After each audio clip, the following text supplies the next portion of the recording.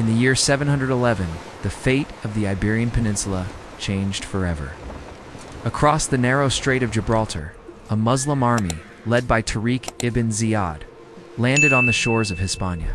What followed was not a small raid, but the beginning of nearly 8 centuries of conflict, coexistence, and conquest, a struggle that would come to be known as the Reconquista. For almost 800 years, Christian and Muslim powers would clash, forge uneasy alliances, betray one another, and slowly shape the destiny of Spain and Portugal. It was a story not just of battles, but of cultures colliding and blending, of kingdoms rising and falling, and of the long, slow march toward the birth of modern Spain. The Visigoths, who had ruled Iberia for centuries, were a kingdom in decline by the early 8th century. Their political system was fractured, noble families were at war with one another, and corruption weakened the very foundations of their rule.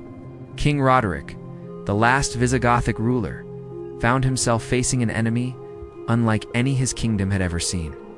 To the south, Islam had exploded out of Arabia in the 7th century and within. Decades had built an empire stretching from Persia to North Africa. The armies of the Umayyad Caliphate were disciplined, motivated, and united under a vision of expansion. It was only a matter of time before their gaze turned northward, when Tariq ibn Ziyad crossed the strait in 711. His army was largely made up of Berbers from North Africa who had only recently embraced Islam, despite their relative newness to the faith. They were fierce warriors.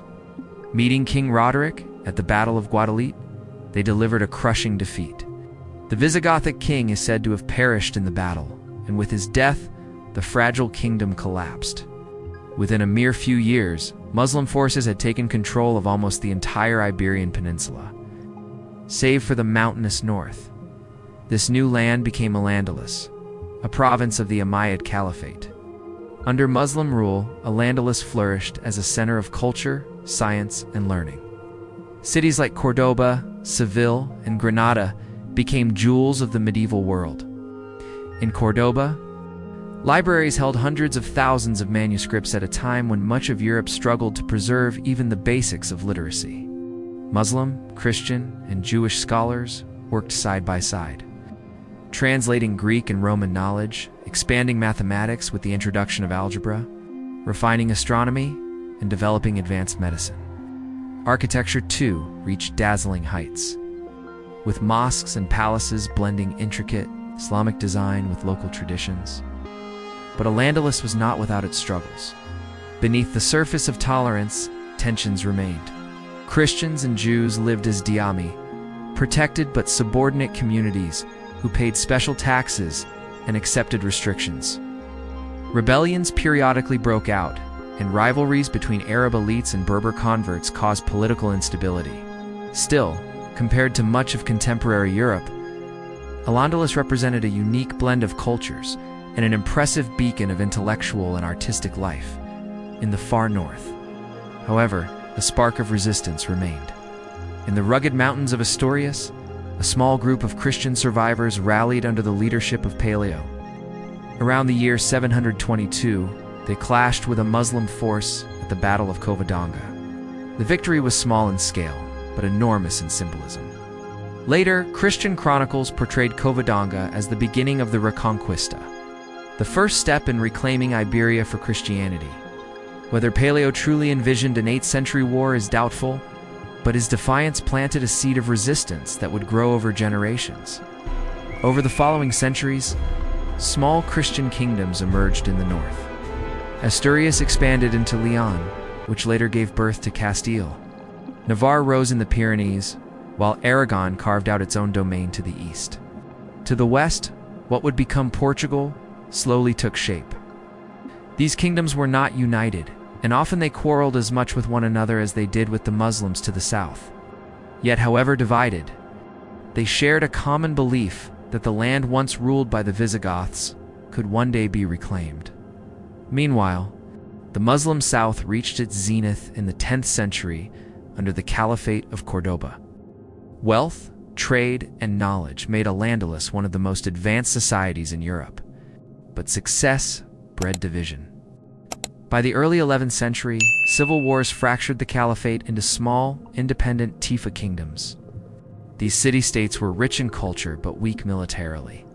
The Christian kingdoms seized the opportunity, demanding tribute from the Tifas and expanding their own territories step by step. In 1085, King Alfonso VI of Castile captured Toledo, a city of immense symbolic and strategic importance. Once the Visigothic capital, Toledo's fall signaled that the balance of power was shifting.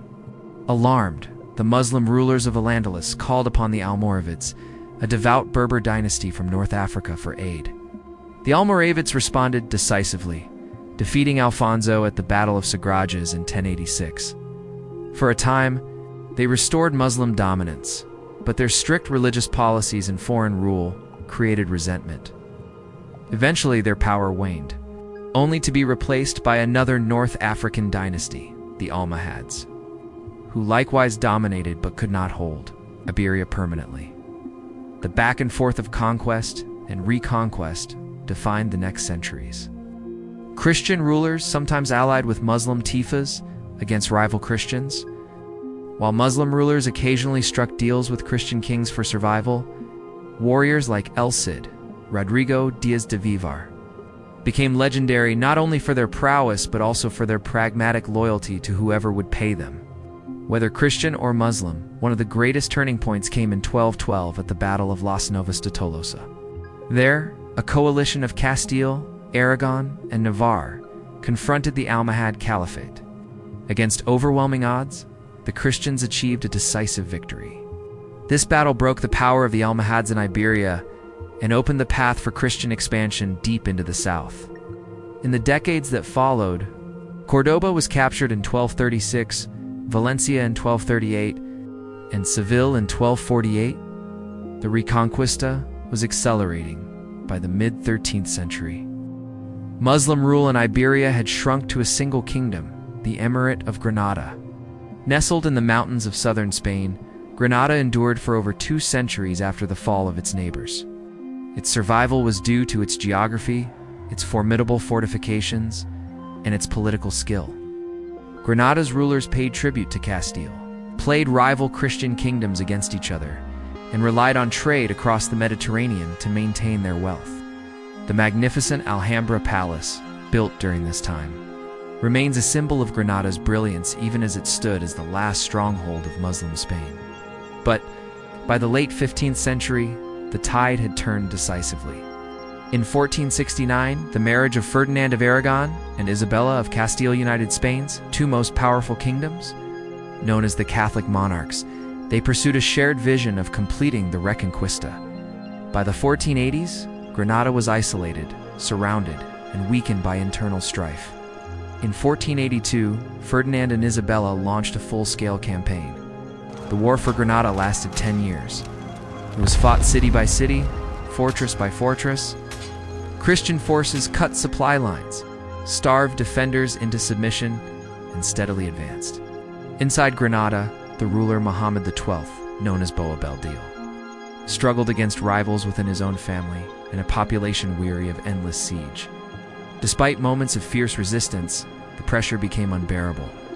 Finally, in January 1492, Boabdil surrendered the city. Legend says that as he left, his mother rebuked him, telling him not to weep like a woman for what he had failed to defend like a man. The fall of Granada marked the end of the Reconquista. After nearly 800 years, Muslim rule in Iberia was over, but the consequences went far beyond the battlefield. With the Reconquista complete, Ferdinand and Isabella sought to unify their kingdom under Catholicism. In the same year, they ordered the expulsion of Spain's Jews, one of the most tragic episodes of Spanish history. Muslims were forced to convert or leave, and those who stayed often faced suspicion and persecution. The Spanish Inquisition, established earlier, intensified its efforts to enforce religious conformity. A once diverse and multi-religious society was transformed into one dominated by Catholic orthodoxy. Yet, while Muslim rule ended, its influence did not vanish. The Spanish language today is filled with words of Arabic origin. Spanish architecture still bears the marks of Islamic design, from intricate geometric patterns to ornate arches. Agricultural techniques, scientific knowledge, and even musical traditions carried forward from Al-Andalus into Christian Spain. The Reconquista had ended. The blending of cultures left an enduring legacy. Perhaps most strikingly, the completion of the Reconquista unleashed Spain onto the global stage. In 1492, the very year Granada fell, Ferdinand and Isabella financed the voyage of Christopher Columbus, opening the way for Spain's vast overseas empire. The confidence gained from centuries of struggle and the unity forged in victory propelled Spain into becoming one of the most powerful nations of the early modern world. The Reconquista was one of the longest wars in human history. It was not a simple clash of religions, but a complex tapestry of alliances, betrayals, cultural exchange, and bloody battles. It created heroes like El Cid, kings like Alfonso VI, Ferdinand, and Isabella, and tragic figures like Boabdil. It produced legendary victories at Covadonga, Toledo, and Los Navos de Tolosa, and heartbreaking defeats for both sides. For nearly 8 centuries, Iberia was not fully Christian nor fully Muslim, but a frontier land where faiths and cultures met, clashed, and influenced one another. The Reconquista ended in victory for the Christian kingdoms, but its true legacy lies in the mixture it produced.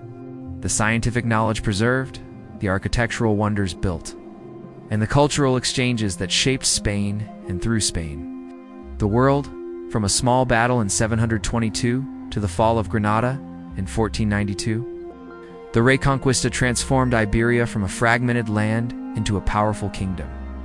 It gave rise to Spain and Portugal as nations and set the stage for the global empires that followed.